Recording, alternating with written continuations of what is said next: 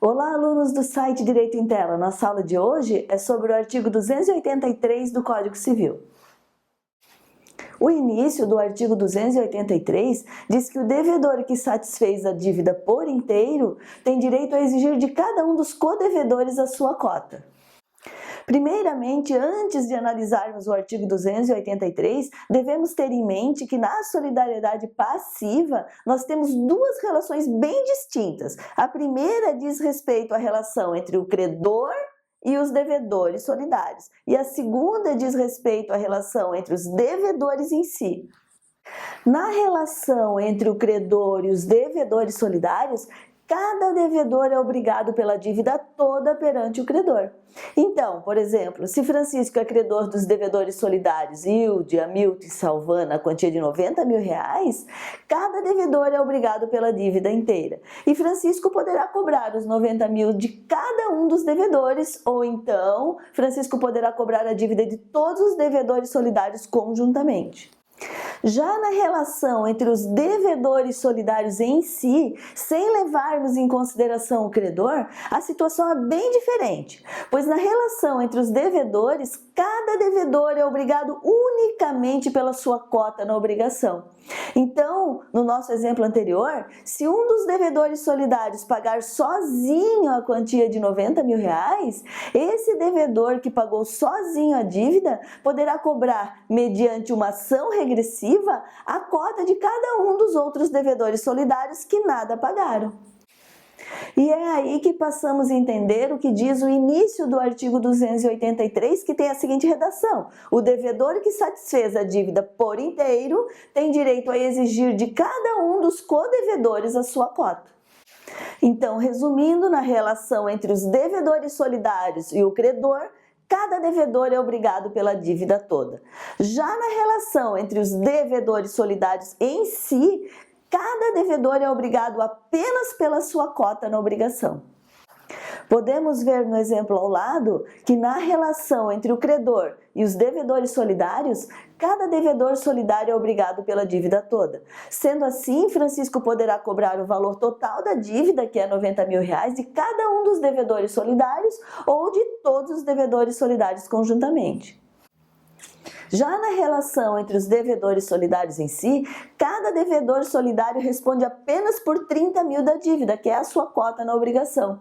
Se um dos devedores solidários pagar a dívida sozinho, por exemplo, digamos que Hilde pague sozinho os R$90 mil para Francisco, já que Hilde pagou sozinho o valor da dívida, os R$90 mil, Hilde tem o direito de cobrar, por meio de uma ação regressiva, a parte de Hamilton, que é R$30 mil, e a parte de Salvan, que é R$30 mil, a parte deles na dívida. Então, como podemos ver, Hilde, que pagou sozinho os R$90 mil para o credor, depois poderá cobrar a parte de Hamilton e Salvan na dívida, já que eles também eram obrigados pela dívida e nada pagaram. Entendido esse exemplo, podemos ver que já esclarecemos a primeira parte do artigo 283, que diz: o devedor que satisfez a dívida por inteiro tem direito a exigir de cada um dos codevedores a sua cota. Agora, vamos estudar o final do artigo 283, que diz: dividindo-se igualmente por todos a do insolvente, se houver, presumindo-se iguais no débito as partes de todos os codevedores. O que o final do artigo 283 quer dizer é que na relação entre os devedores em si, cada devedor solidário responde apenas pela sua cota na obrigação. Mas se um dos devedores solidários ficar insolvente, não tiver ativo para pagar suas dívidas, vamos usar a palavra falido, então nesse caso todos os devedores solidários devem suportar a parte da dívida que cabia a esse devedor insolvente, dividindo-se em partes iguais entre os devedores solidários. Agora vamos ver um exemplo do final do artigo 283. Hilde pagou sozinho o valor de R$90 mil para Francisco. Após a dívida, Hamilton tornou-se insolvente. Agora que Hamilton tornou-se insolvente, qual será a cota de cada devedor solidário na dívida? Ora, a dívida é de R$90 mil. A cota na dívida de cada um dos devedores é R$30 mil para cada devedor. Mas Hamilton tornou-se insolvente e vamos precisar dividir a cota de Hamilton igualmente entre Salvan e Hilde, que foram os outros devedores solidários que restaram.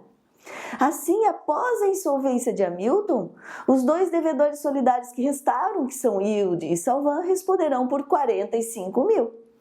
Como Hilde pagou 90 mil reais sozinho, Hilde terá o direito de cobrar de Salvan, por meio de uma ação regressiva, o valor de 45 mil reais, que é a soma dos 30 mil reais que pertenciam a Salvan, mais os 15 mil reais de Hamilton, que tornou-se insolvente.